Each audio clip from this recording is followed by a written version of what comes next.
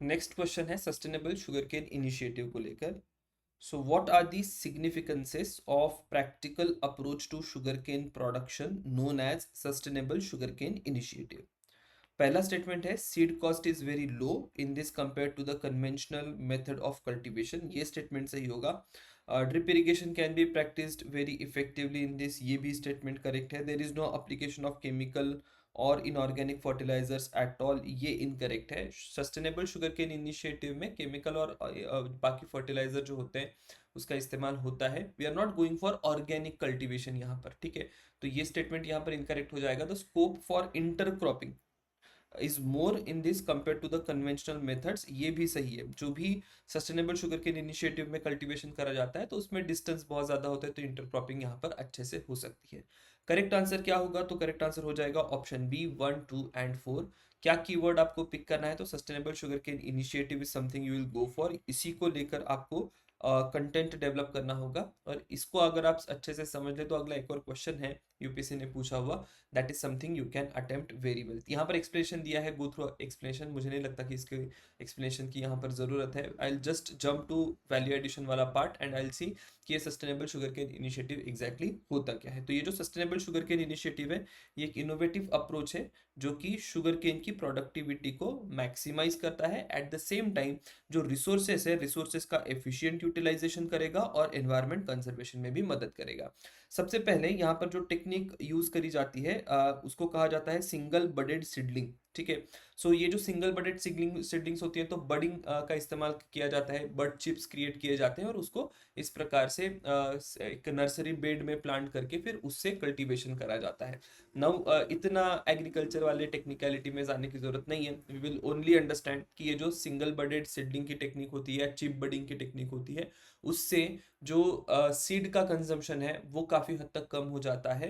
तो अगर आप सस्टेनेबल शुगर केन इनिशिएटिव में सीड की कॉस्ट देखें या सीड का रिक्वायरमेंट देखें तो 500 kg of seed is required per एकड़ as compare to 4000 kgs in conventional method, right.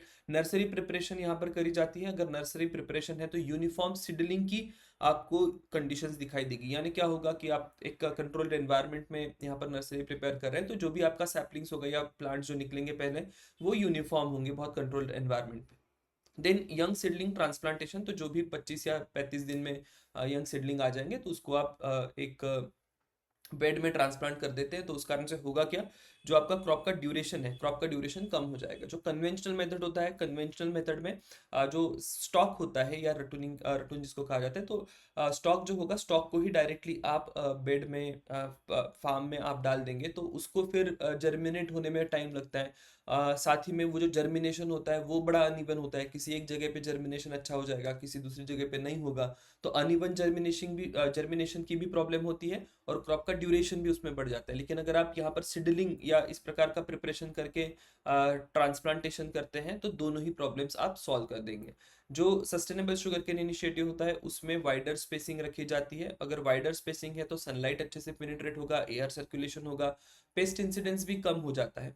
At the same time एक और इंपॉर्टेंट पॉइंट आपको यहाँ पर ध्यान में रखना होगा कि अगर आप वाइडर स्पेसिंग रखेंगे तो there are opportunities for intercropping also, तो मतलब आपका इकोनॉमिक एफिशिएंसी भी यहाँ पर बढ़ जाएगा। ड्रिप इरिगेशन में आप इसको 40% जो है वाटर एफिशिएंट मान सकते हैं, जितना भी वाटर कंजम्पशन होगा 40% तक वो कम हो जाएगा। ऑर्गेनिक प्रैक्टिसेस भी इसमें करी जा सकती है, फर्टिलाइजर यूटिलाइजेशन भी अच्छा इसमें होता है। लेकिन ऐसा नहीं है कि फर्टिलाइजर या इनऑर्गेनिक फर्टिलाइजर बिल्कुल भी नहीं यूज करते।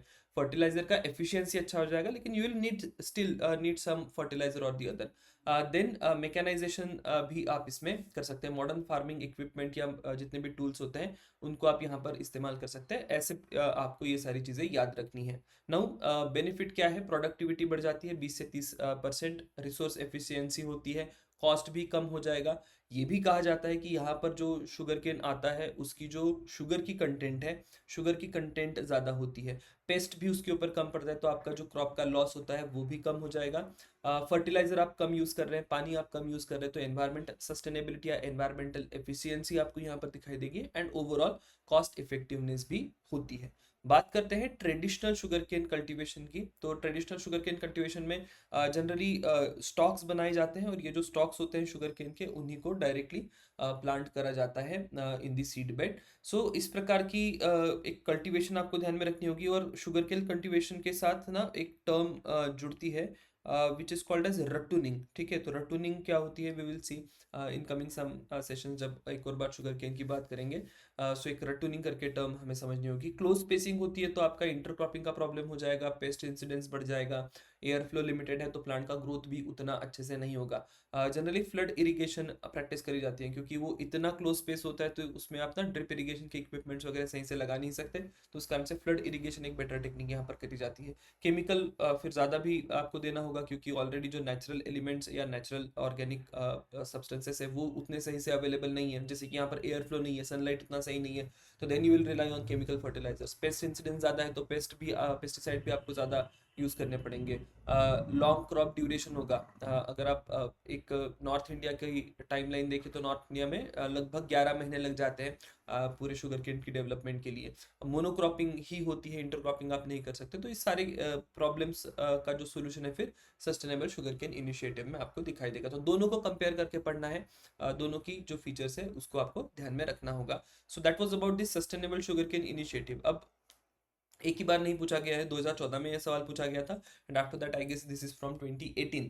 और 2018 का ये जो क्वेश्चन है, अगेन सेम थॉट पर क्वेश्चन है, सस्टेनेबल शुगर केन इनिशिएटिव का ही क्वेश्चन है, लेकिन डायरेक्टली कहा नहीं गया है कि सस्टेनेबल शुगर केन इनिशिएटिव पूछ रहे हैं। तो घुमा फिरा के जो डिटेल्स होती हैं, डिटेल्स यहाँ पर पूछी गई थी। So if you have done that sustainable sugar cane initiative वाला question, well you will be in a position to attempt this question as well. So that is all about this question. We'll see you in next question. Thank you.